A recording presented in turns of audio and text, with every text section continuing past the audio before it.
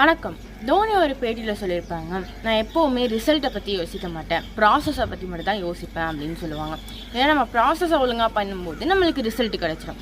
இதே தான் நம்ம தமிழில் செய்யும் தொழிலே தெய்வம் அப்படின்னு சொல்லுவாங்க. வயதுக்கு ஏற்ற மாதிரி அந்த தொழில் மாதிரி என்னோட தொழில் படிக்கிறது.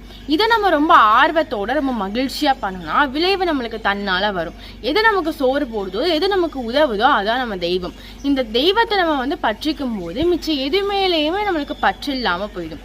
இதுதான் வள்ளுவர் எப்படி சொல்றாங்கன்னா, பற்றுக பற்றற்றான் பற்றினை அப்பற்றை பற்றுக பற்று விட இருக்கு அப்படின்னு சொல்றாங்க.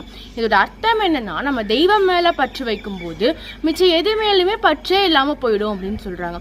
இந்த தெய்வத்தை தான் நம்ம தொழில் அப்படின்னு சொல்றோம். இந்த தொழில் மேல பற்று வைக்கும் போது மிச்சம் எல்லாமே நம்மளுக்கு தானா கிடைச்சிடும். நம்ம எது மேலேயுமே பற்று வைக்க வேண்டாம். யோசிச்சு பாருங்க, தோனியும் சிக்ஸருக்கு தான் ஃபேமஸ். இங்க வள்ளுவரும் 6 தடவை பற்று அப்படிங்கிற அந்த வார்த்தையை பயன்படுத்தியிருப்பாங்க. தமிழ் ரொம்ப இனிதானது. நன்றி.